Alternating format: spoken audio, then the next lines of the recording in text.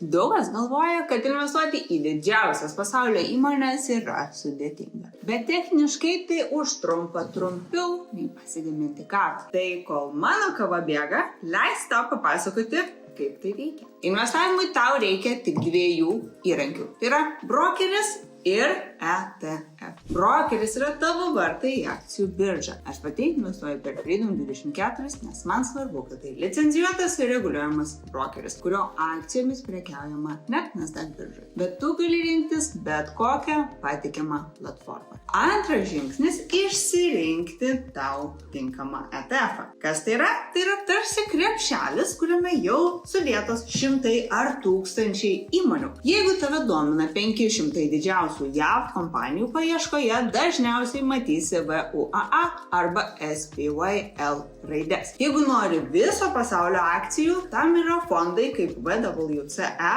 arba IWD.